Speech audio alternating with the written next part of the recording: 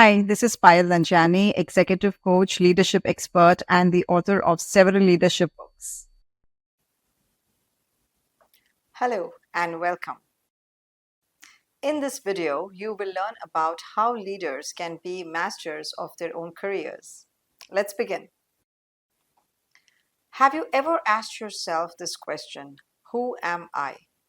As philosophical as this question might sound, it's really necessary question in every leader's life.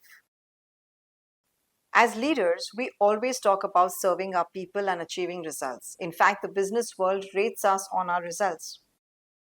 And so, in the everyday grinding of our work, we become experts in our field of work. We skill and upskill, we learn and unlearn.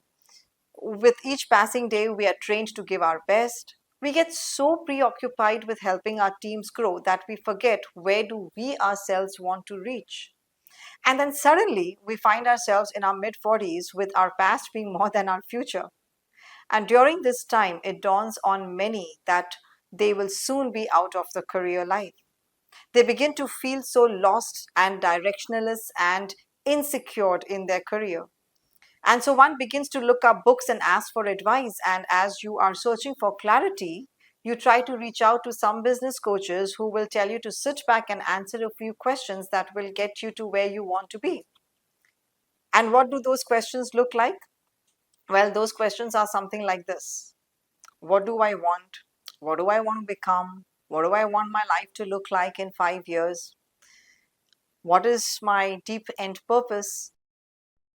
And we begin to start evaluating and start thinking about these questions. And as you sit with a paper and pen and begin to deep down answer those questions, you get that aha moment. You feel energized, you feel motivated to conquer the entire world. You feel that you are made for something bigger than the 9 to 5 job. And these feelings, let me tell you, in reality have destroyed more careers than shaped them. People leave a stable job and get into business only to feel frustrated and lost again. Some feel that they were good where they were, and as soon as they begin to get into the comfort zone. While others, they believe that the next position is the answer to their uncertainty, and so they ruin their family life just to get there and again feel lost. Well, these are all great questions that you are promoted towards, but they are not exactly the right question to begin with. Why? Because they fall short on two fronts. First, questions like these assume that you know exactly what you want and you just have to delve inside and the aha moment will come, and that's not often the case. Second, they tend to be very self centered questions and neglect the potential impact it can have on others. We need to be more intentional and more aligned with our own values. We need a timeless, overarching question that we can revert back time and again. A question that can help we leaders take our career and in the right direction and shape them up and reflect our own core personal values. And what does that question? That question is something like this. How do I want to be remembered? This question should be at the core of your leadership development. Don Shula, the legendary NFL football coach who owns the only perfect winning record for the entire NFL season, was once asked how he wanted to be remembered. And after a pause, he said, he played by the rules. He didn't say winning the NFL coach in history, or nor did he mention the perfect season that he had coached. No, in other words, to him, his legacy was all about accomplishments, it was about principles, and throughout his career, he kept up with this. In fact, when I go back in time, when I was 13, I had an inspiring teacher who one day went right through the class of girls and asked each one of them, what do you want to be remembered for? And I'll tell you, none of us, of course, could give an answer at that time. So she just chuckled and said, I didn't expect you to be able to answer it either. But she said something which caught my attention, which hit me to the core. She said, if you still can't answer this question by the time you're 40, you've really wasted your life. How do you want to be remembered? How do you want to be remembered as a colleague at work, as a manager, or as a leader? Allow these answers to guide your actions and your actions to shape who you are going to be becoming. The best way to live your career life and give it meaning is to live every moment wondering how other people will feel when you leave the corporate world. In every action that you take, in every action that you do, you have to think about how your people will remember you. Will they remember you as being dependable, calm, trustworthy, someone who has made a positive impact, someone who has turned around business? How would you like to be remembered? Just asking this simple question in a thoughtful and thorough way can provide direction and purpose to your own career journey. So, if you're a leader, think about your employees and how you want them to feel when they work with you. Think about your organization and how you want to shape it. If you were asked, how do you want to be remembered? What story would you want to be told about you? You decide that story, my friend. One day it's going to be over for each of us. And when we look back at our career life, we're going to wonder, did my work mean anything to anyone? Did I matter in my organization? Did I have an impact on the people? But by then, it's too late, my friends. Most of us today are worried about our goals, the numbers, the budgets, the team behaviors, inspiring them. We work like everyone else just to survive. Someone said that 80% of the people are dissatisfied with their job, and if you are one of them, then you have no time to think about how you can make a difference, because to make a difference, you have to be fulfilled from inside. So, if all your time is going in being dissatisfied at your job, how are you going to make that difference? Work to thrive, work to make a difference, work to leave an impact, work to create history. The time that you and I have in a professional life is very precious and it is ticking by. What is the gift you have that you will share with everyone here? Will that gift leave an echo in the life of your people? If you as a leader yourself want to grow and take your career in the right direction, if you want to be a person who wants to elevate and leave behind something worthwhile in the industry, then my friends, it's time to come back to that question and fill in the blank. I want to be remembered as. Please fill in that blank. It is this answer that will guide you in the right direction. The leaders we remember most today are not necessarily the ones who have a fancy office or an important position. The leaders you and I remember most are the ones who stand out from the rest, are the ones who are different, different in their actions, different in their thinkings, and certainly different in the way that they have interacted with us. The leaders we remember today most are the ones who have followed the practice of leadership from within. They have been able to stand out from the herd. My work takes me places, and oftentimes it's by air, and I love traveling. So during one of my flights to Chicago, the air hostess ensured that everyone was comfortable right before takeoff. Like, she literally came to everyone to see it. So as she came towards me, she said, "Ma'am, please tie your seatbelt. We will take off shortly and it'll be a smooth one." And she was like really enthusiastic about this whole thing. So I asked her humorously, I said, "What about the landing?" She smiled and left. For some time, my own life has been all about takeoff and landing, in visiting corporates to facilitate trainings and workshops and coachings. Your career also is about takeoff and landing. In this journey, our takeoff, which is the start of our career, is beyond our control. We don't know what our first company, our first job will be like. We don't know which first company will hire us. The starting salary we receive, the city, the country we will be in, the way the business will commence, or who will be our first client, who will be our first job, none of it is in our control. The first job, the first client you get is the takeoff. The landing, which is the end of our career life, is also beyond our control.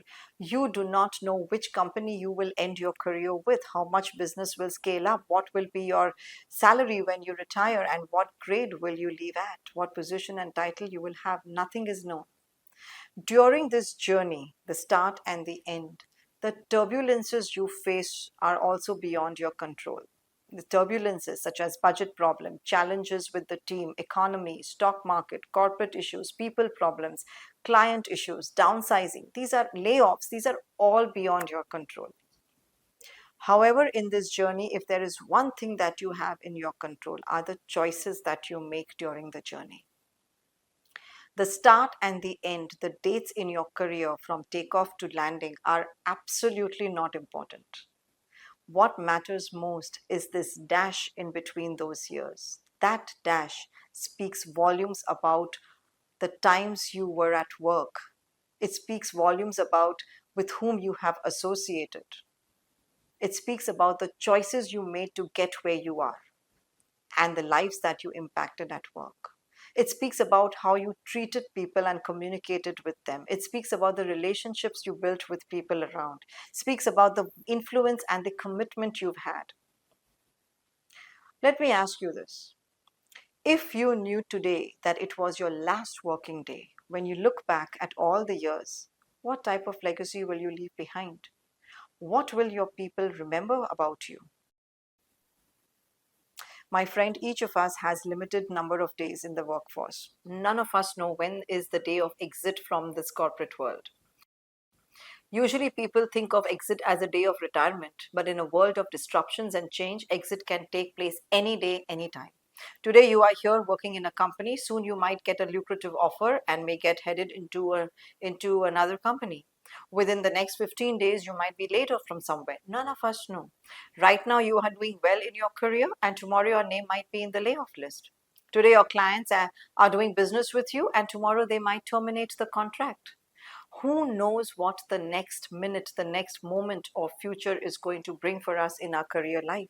It is important, my friend, to know that learning to number your days at work is so essential in order to do the best that you can, in order for you to shape your career as a leader. I'll give you a real life instance from my own career life.